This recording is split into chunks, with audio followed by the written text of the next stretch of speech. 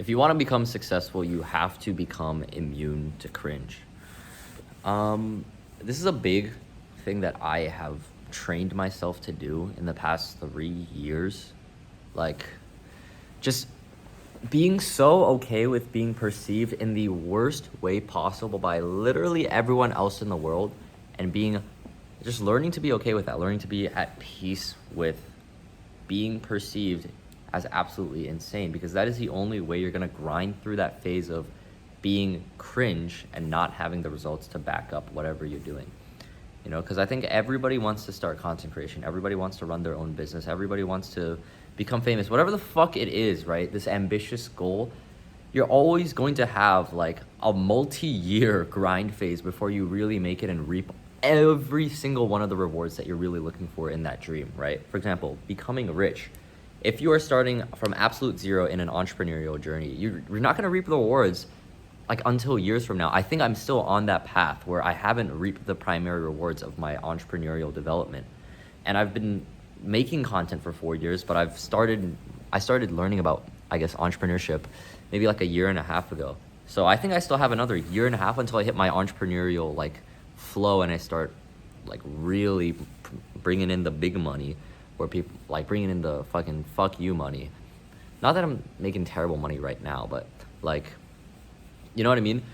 Like, you have to grind through this shitty ass phase, or you're never going to get to that fucking pot of gold at the end. Now, how do you actually grind through that cringe phase? And I think a big system that I have internally for doing that is simply being okay with being misunderstood. Like, people are going to perceive whatever the fuck they want about you. In college, I probably have spoken to, at least 50 people who've like asked me about like, TikTok stuff that I don't really know. And I know not every one of them had like a preconceived notion or judgment of me. Maybe like 10 of them did, right? Where I could sense they had some kind of preconceived negativity towards what I do, of like, it's a little bit weird, or like, this guy seems a bit weird, or this guy seems probably like a dick bag, or whatever, right? Whatever preconceived notion they have of me.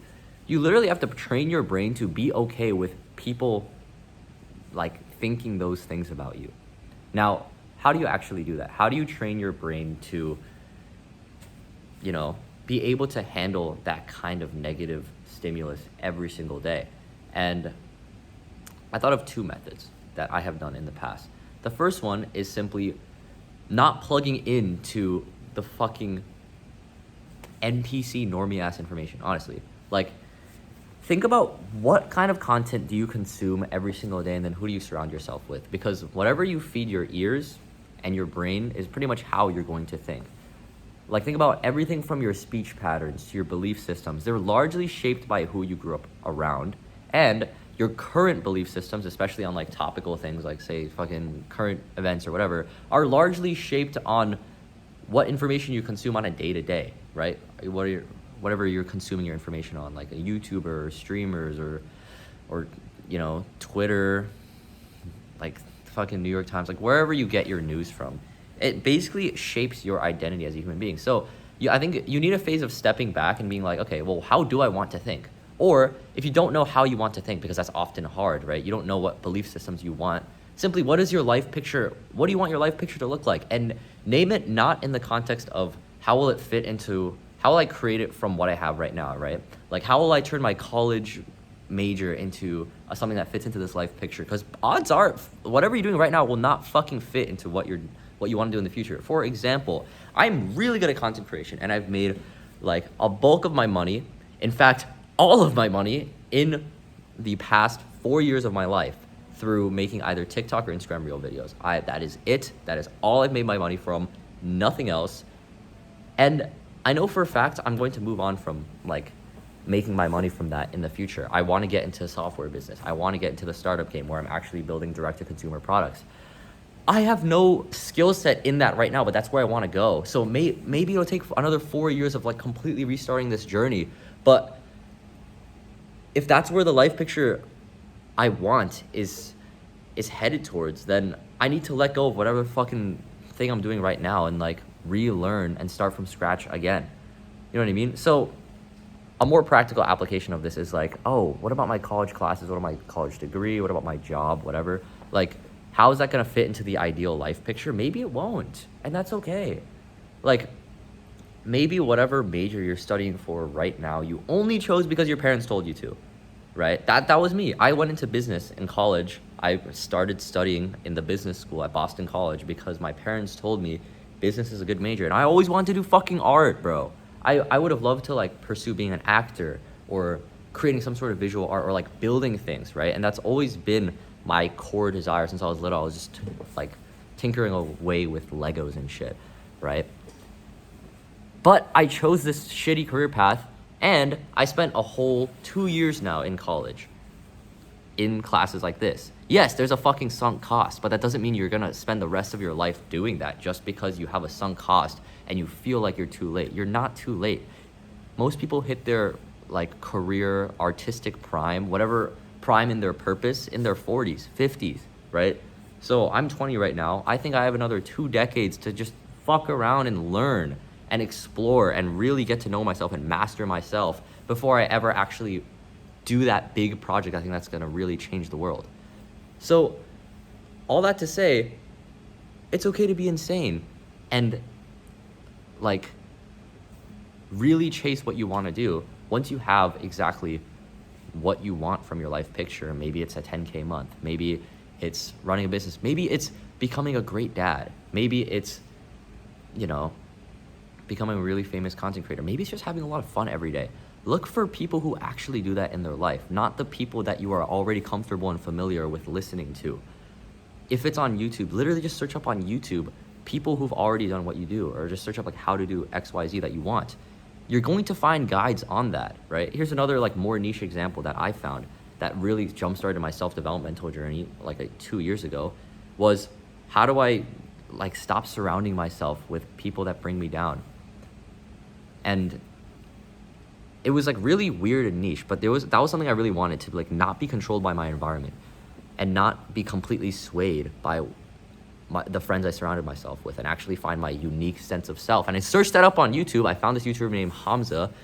He made this video called They're Not Your Friends. And I watched it. It was like 12 minutes long.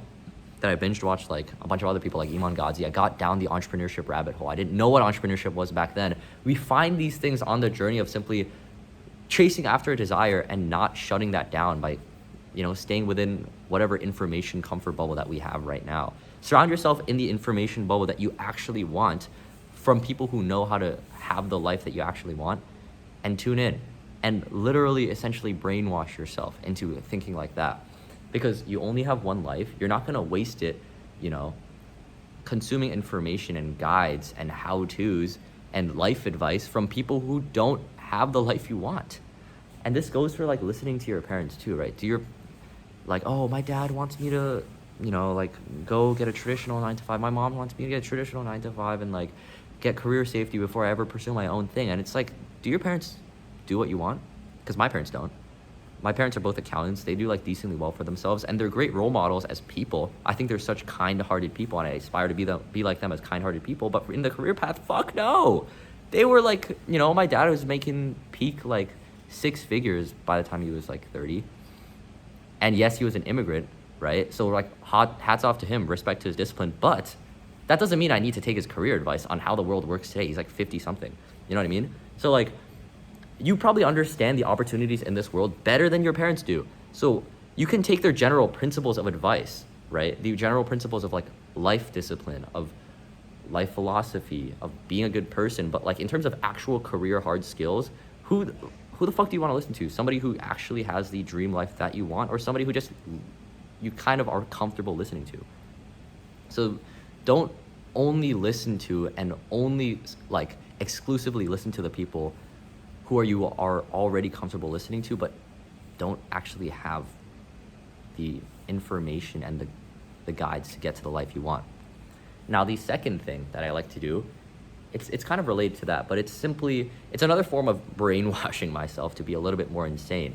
But every single morning, I will spend an hour undistracted. I will not pull out my phone.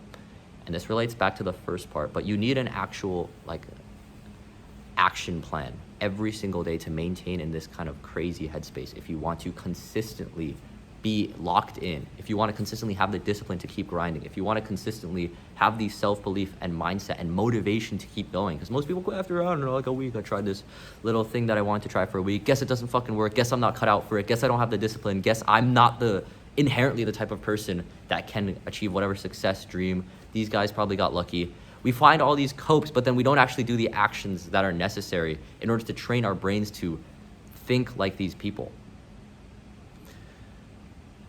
So are you opening your phone the instant that you wake up? You wake up, you fucking turn off your alarm clock on your iPhone app, and then you instantly open Twitter, Instagram, Twitter and Instagram, and you just scroll for a good 10 minutes, 15 minutes. One, especially at the beginning of the day, your brain is in the most sensitive state that it's going to be for the rest of the day. I'm going to butcher the science here, but I believe it has to do with the brain waves that your brain is in. And in the first hour of the day, it's in the most sensitive state.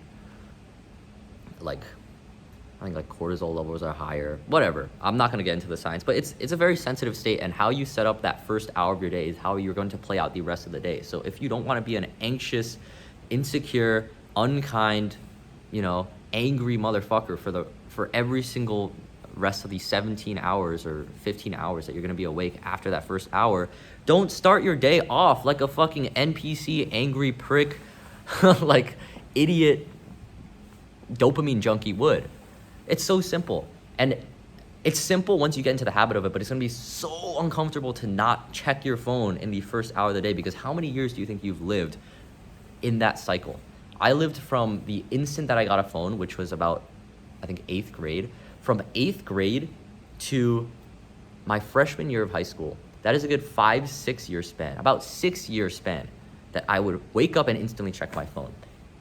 The amount of habit that I had to break down was insane. So of course I had resistance to doing it every morning, but now I feel so great every single time I wake up. Yes, I have a slight urge to check my phone, but because I've been doing this 1 hour undistracted morning routine stuff for about a year now, I've been like decently serious about it. And then for a good 1 month sprint, I genuinely was really rigidly, militantly disciplined about it. And now I'm pretty much just keeping that up since that wave. All it takes is 1 month. Do it for 1 month, be super rigid with yourself for 1 month, and do not let yourself check your phone for the first hour of the day. Give yourself the actual common peace to have unique thoughts and have a sense of self. And you're gonna notice you're going to be so much more calm mentally. You're gonna stop, judging everybody so much. You're gonna stop judging yourself so much. You're gonna feel a lot more motivated to work. All these great things just from not spending that first hour of your day, dopamine scrolling through your phone. Now, what do I do instead of checking my phone? I instantly go to the bathroom, brush my teeth, and shower, right? That can be whatever you do. Make sure you freaking shower. Brush your teeth in the morning. That's weird if you don't. It's nasty. And then I journal and meditate.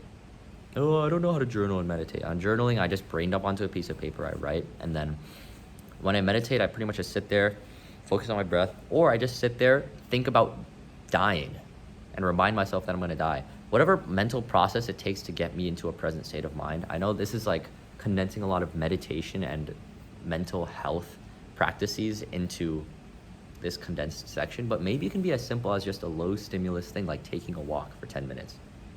And you might think, oh, but that's not productive. I can get so much more information and if I check Instagram and Twitter. Yeah, but there's also, you have the benefit of the dopamine and the pleasure and the information that you get from checking your phone early on in the day. And then you have the massive stack of subconscious negatives that you just don't know because you've been living through in a cycle for the past half decade at least of your life, where you don't know what it's like to live with that actual peace of mind and actual sense of self and actual fire under your belly and purpose, because you essentially have lived for so much of your life with this bane in the back of your daily routine that's eating it up every single day before you even get the chance to start your day off well. You're shooting yourself in the foot every single morning. So listen to better people and don't use your fucking phone in the first hour of the day. It's very simple, but it's so important to reprogram your brain, because you're gonna stop being so vehemently judgmental to yourself. You're gonna stop being so vehemently judgmental to other people, and you're actually gonna find like the motivation to become fucking rich, become fucking successful, become the best version of yourself. Whatever you want it is that you want, you're getting dragged away from it by these negative habits of listening to people who don't know any better, and exposing yourself to those people really early on in their day before you have a chance to actually listen to yourself and listen to what you want, right? Another like last thing I'll leave you guys off on too, if you really don't know what to do in the first hour of your day, if you have goals, at least literally just write down on a piece of paper 20 times, I'm going to do this, I'm going to achieve XYZ, I'm going to make $10,000 a month, I'm going to make $10,000 a month, and just do that 20 times. One, it'll stop you from fucking doom scrolling on your phone. Two, it's gonna program your subconscious mind to actually not feel crazy just saying it. And I know that sounds woo-woo, like, oh, you're gonna manifest it into existence, but it's literally just training your brain not to immediately shut off and stop believing in yourself. By just repeating constantly, pounding it into your brain that you're going to achieve it, you're training your brain not to feel crazy in the thought of trying to go for it. And once you stop feeling crazy trying to achieve your dreams, that's where you're gonna have the motivation to beat the 99% of people who can't even do these two simple things. Thank you guys for watching my first brain dump YouTube video. This is 16 minutes long. I'm practicing getting better at these long unscripted videos. Thank you guys for listening to this. It's been a pretty tired day. I smoked weed last night for the first time in like a month, and no, not a month, probably like 3 weeks. And you know, I feel a bit tired, unmotivated today, but you know what to say, work when you don't feel like it. And I think that applies to filming too. Film when you don't feel like filming, film when you feel insecure or tired or emotionally drained. And I feel great now. I'm glad I got this 17-minute piece of content done. So yeah, I'll see you guys soon. At least one post a week from now on. Peace.